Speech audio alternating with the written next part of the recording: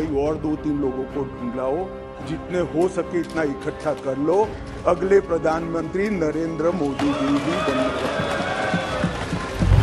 4 दिन पहले प्रधानमंत्री ने कहा 70,000 करोड़ का घोटाला हुआ और सबको वॉशिंग मशीन में डाल के बाहर निकाल दिया। आप उस फोबिया से ग्रस्त हो गए हैं और आपकी विदाई होने वाली है। जैसे ही गठबंधन टूटने वाला बिल आया, मणिपुर भी याद नहीं आया, डेमोक्रेसी भी याद नहीं आई, दंगे भी याद नहीं आए, सब इकट्ठा होकर देखो सामने बैठे सारे इकट्ठा।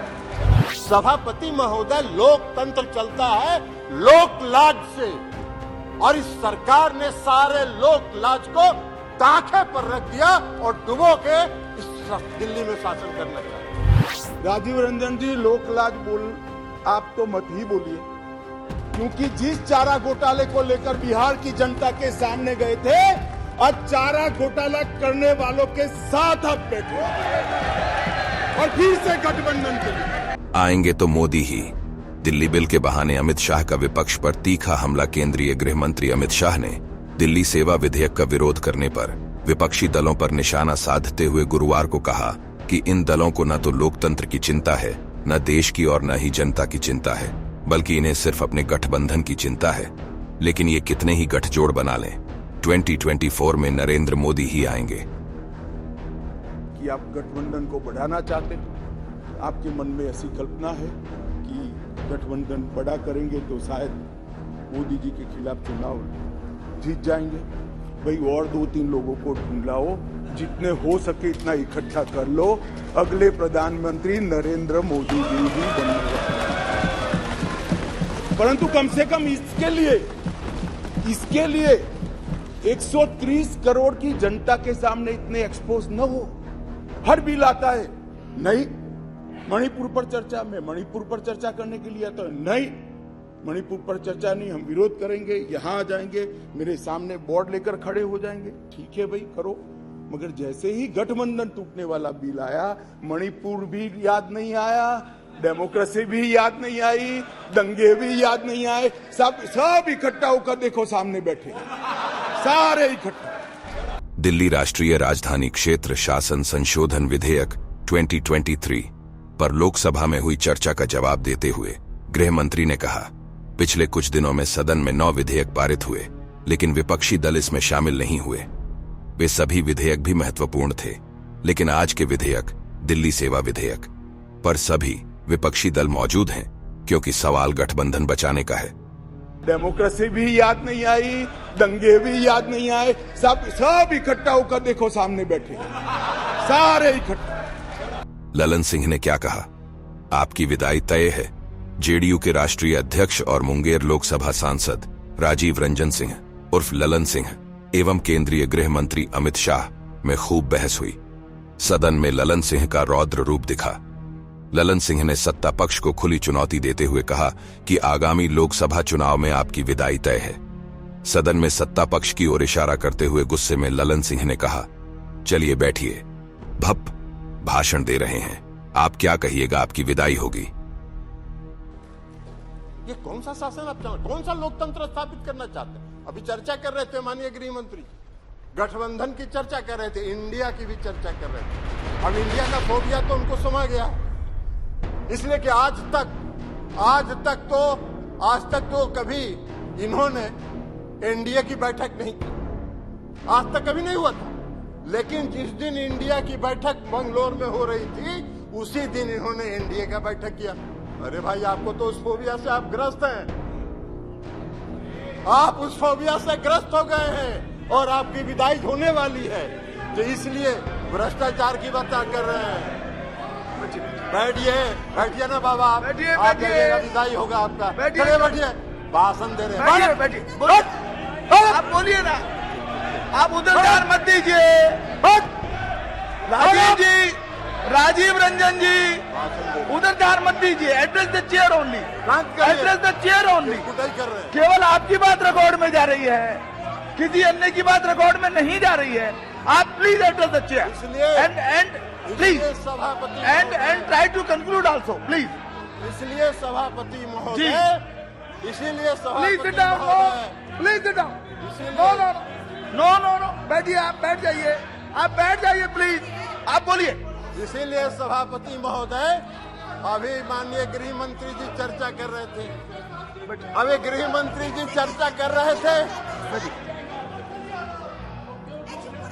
आप अपनी बात पूरी कीजिए ना। अभी गृह मंत्री जी, माननीय गृह मंत्री जी चर्चा कर रहे थे। एक मिनट, आप प्लीज, स्वागत, आप तो बैठिए ना, बैठिए, अभी अपनी बात पूरी करिए। अभी गृह मंत्री जी चर्चा कर रहे थे, उन्होंने दिल्ली के भ्रष्टाचार पर चर्चा की। आप ही चलाइएगा। आप तो बैठिए। जी चलिए, हाँ, आप अपनी बात पूरी कीजिए प्लीज। इसलिए आप अपनी बात पूरी कीजिए, अपनी बात पूरी कीजिए।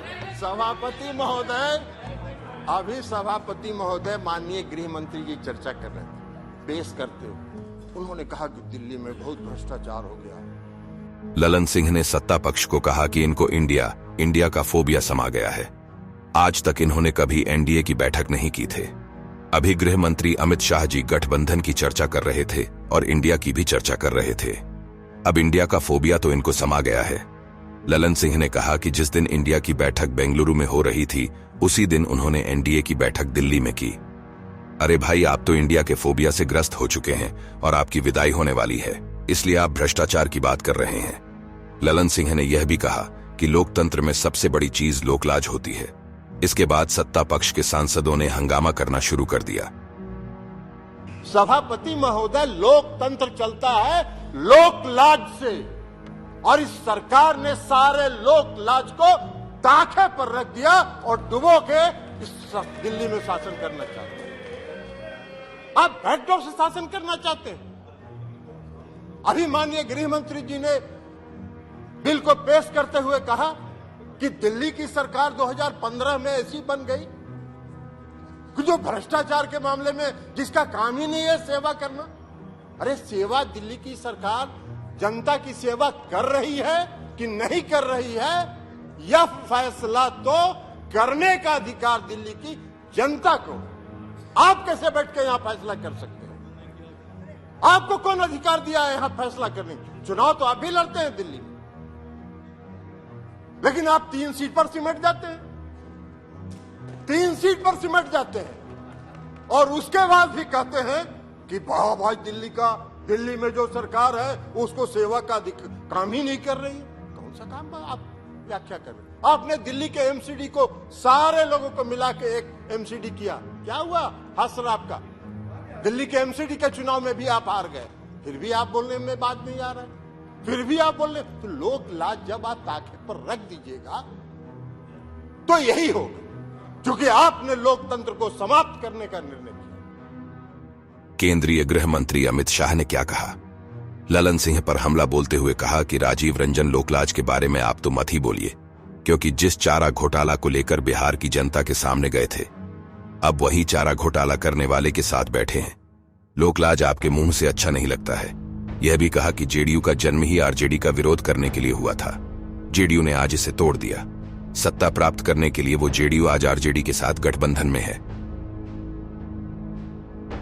राजीव रंजन जी, लोकलाज आप तो मत ही बोलिए, क्योंकि जिस चारा घोटाले को लेकर बिहार की जनता के सामने गए थे, अब चारा घोटाला करने वालों के साथ आप बैठे और फिर से गठबंधन के लिए।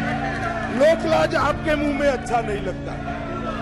माननीय अध्यक्ष जी, ये जो गठबंधन बना है यूपीए का, ये यूपीए का गठबंधन नहीं है, ये सत्ता के स्वार्थ के लिए बना है। बंगाल में माननीय अध्यक्ष जी, कम्युनिस्ट पार्टी, तृणमूल कांग्रेस और कांग्रेस तीनों लड़ती है। हर रोज ममता जी को हमारे अधीर रंजन जी क्वेश्चन करते रहते हैं, मगर बेंगलोर में साथ में बैठेंगे। जेडीयू और आरजेडी, जेडीयू का जन्म ही, माननीय अध्यक्ष जी, जेडीयू का जन्म ही आरजेडी का विरोध करने के लिए हुआ। यूनाइटेड जनता दल तोड़ दिया, वो जेडीयू आज सत्ता प्राप्त करने के लिए गठबंधन में है।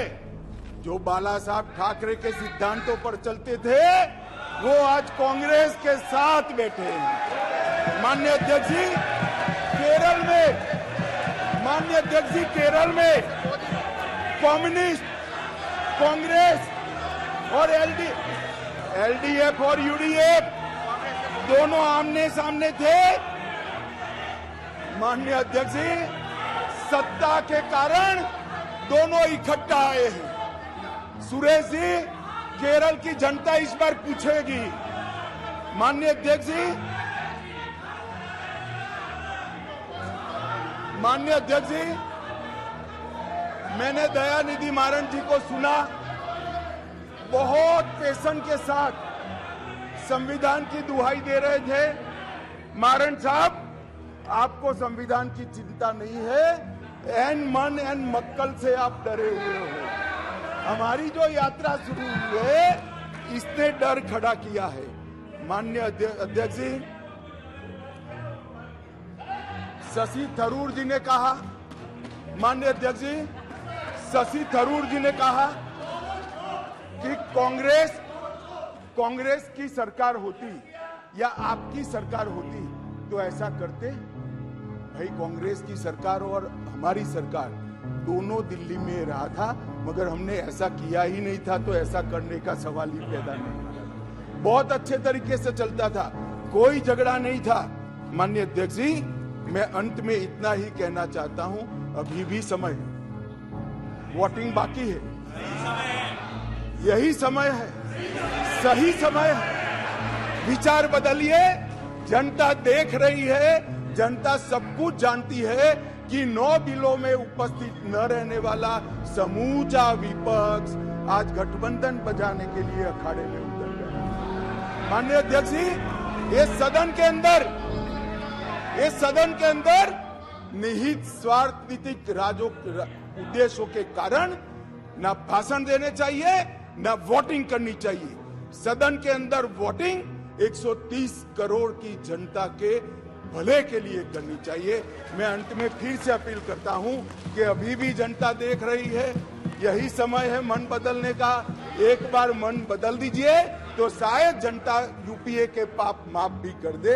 अध्यक्ष जी, सभी का बहुत बहुत धन्यवाद। गृह मंत्री ने कहा, आज भारत आपके विपक्ष दोहरे चरित्र को देखे और देखना भी चाहिए। आपके लिए जनता का विधेयक महत्वपूर्ण नहीं है। इनके गठबंधन से एक छोटी सी पार्टी भागकर नहीं चली जाए, इनके लिए इसका बड़ा महत्व है। शाह ने कहा, इनको विपक्षी दलों को न ही लोकतंत्र की चिंता है, न देश की चिंता है और न जनता की चिंता है। इन लोगों को सिर्फ अपने गठबंधन की चिंता है, इसलिए ये सारे लोग यहां आए हैं। उन्होंने कहा, विपक्ष का यह गठबंधन सत्ता के स्वार्थ के लिए बना है। कितने ही गठबंधन कर लो, 2024 में आएंगे मोदी ही। मणिपुर के विषय पर गृह मंत्री ने कहा, मैं पहले ही दिन से यहां कह रहा हूं, जितनी भी लंबी चर्चा आपको करनी हो, मणिपुर पर सरकार चर्चा करने के लिए तैयार है। हर चीज का जवाब दिया जाएगा और मैं जवाब दूंगा और 130 करोड़ की जनता को बताते हैं, हमें मणिपुर की चिंता नहीं है, हमें चुनाव की चिंता है, हमें डेमोक्रेसी की चिंता नहीं है, हमें चुनाव की चिंता है। हमारी पार्टी के कोई सिद्धांत नहीं है, केवल और केवल राजनीति में, चुनाव जीतने के लिए राजनीति में है। और बताइए भैया, आप बाहर जाकर मीडिया को, अगर ये नहीं है तो सारे बिल में क्यों एब्सेंट रहे? सारे बिल महत्वपूर्ण नहीं है क्या?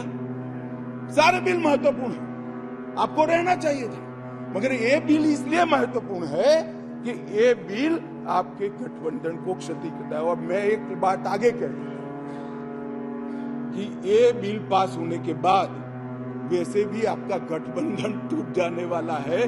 केजरीवाल जी आपको बाय बाय कर देंगे।